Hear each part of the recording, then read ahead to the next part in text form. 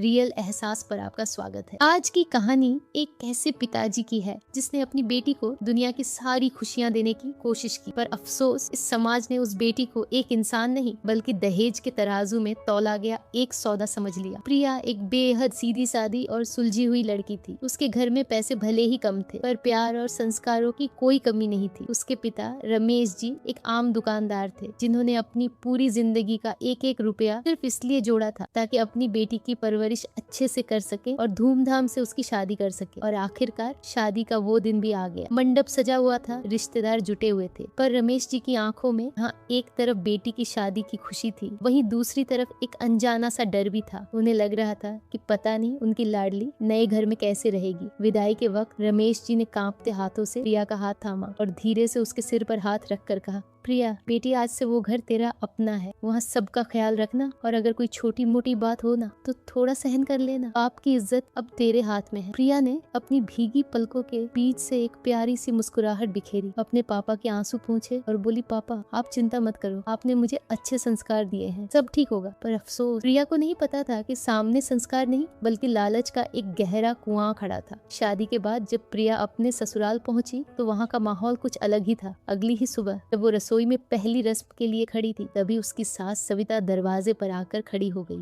मगर उनके चेहरे पर बहू के लिए स्वागत का भाव नहीं था, बल्कि आंखों में हिसाब किताब चल रहा था। सविता ने वहां आते ही एक तीखा ताना मारा और बोली, आ गई हमारी बहू। सुनो, वो जो तुम्हारे बाप ने शादी के वक्त स्विफ्ट गाड़ी देने का वादा किया था, वो कब आ रही है? हमारी भी समाज में कोई इज्जत है या नहीं? प्रिया घबरा गई। उसने डरते हुए सफाई देने की कोशिश की कि उनके पिता ने पहले ही अपनी हैसियत से ज्यादा खर्च कर दिया है, पर अभी उसकी बात पूरी भी नहीं हुई थी कि उसके पति विक्रम ने बीच में ही बात काट दी। विक्रम का लहजा बेहद सख्त और बदतमीज था। उसने सीधे कह दिया, जो तुम्हारे बाप ने दिया वो काफी नहीं है प्रिया, मुझे कल तक हर हाल में 5 लाख रुपए कैश चाहिए। अपने बाप को फोन लगाओ और बोलो कि जमीन बेचे या कुछ भी करे, मुझे पैसा चाहिए। प्रिया का दिल डूब गया। उसने उसी रात रोते रोते अपने पापा को फोन मिलाया। दूसरी तरफ रमेश जी ने जैसे ही बेटी की सिसकियां सुनी, उनका कलेजा कांप उठा। उन्होंने रोते हुए अपनी बेटी को संभाला और कहा, बेटी तू फिक्र मत कर, मैं अपनी बची कुची जमीन बेच दूंगा, पर तू ठीक रहना, मैं पैसे का इंतजाम करता हूँ। फोन रखने के बाद प्रिया बिलक बिलक कर रोई। एक बाप अपनी जमीन बेचने को तैयार था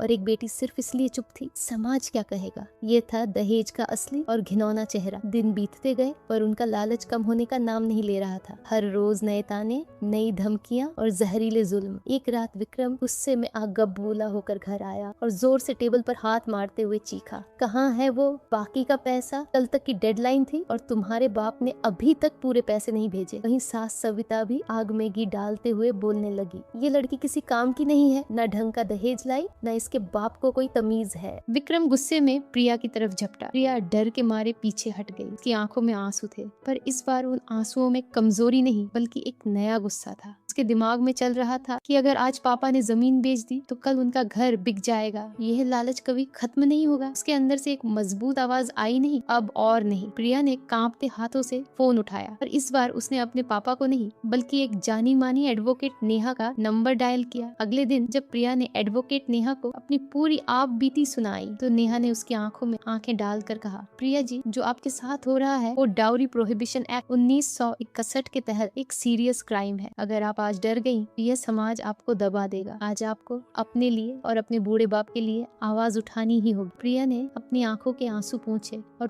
पूरी ताकत से कहा, मुझे अब किसी समाज का डर नहीं है मैडम, केस करिए। और फिर वो दिन आया का विक्रम और उसकी माँ ने सपने में भी नहीं सोचा था। लोकल पुलिस स्टेशन में इंस्पेक्टर शर्मा ने उनके खिलाफ दहेज निषेध कानून की धारा 3 और 4 के तहत FIR दर्ज कर ली। शाम के वक्त पुलिस सीधे विक्रम के घर पहुंची। विक्रम घबरा गया और हकबकाते हुए बोला, क्या हो रहा है इंस्पेक्टर साहब? मैंने तो कुछ नहीं किया। पर इंस्पेक्टर शर्मा ने सख्ती से कहा, तुमने जो किया है उसकी सजा अब मिलेगी। तुम दोनों दहेज मांगने और एक महिला को प्रताड़ित करने के जुर्म में अरेस्टेड हो। जब सास सविता के हाथों में लोहे की हथकड़ी पड़ी तो उसकी सारी अकड़ पल भर में गायब हो गई। वो गिरते पड़ते रोने लगी और माफी मांगने लगी कि आगे से ऐसी गलती नहीं होगी। पर अब बहुत देर हो चुकी थी। कानून अपना काम कर रहा था। प्रिया दूर खड़ी यह सब देख रही थी। उसके चेहरे पर आज एक अजीब सा सुकून था। ये आंसू दर्द के नहीं बल्कि अपनी लड़ाई खुद जीतने के थे। तभी उसके पापा रमेश जी भागे भागे वहाँ पहुँचे और अपनी बेटी को गले से लगाकर रोते हुए बोले, मुझे माफ कर देना बेटी, मैं तुझे उन दरिंदों परिंदों के हवाले कराया था। प्रिया ने अपने बाप का हाथ थामा,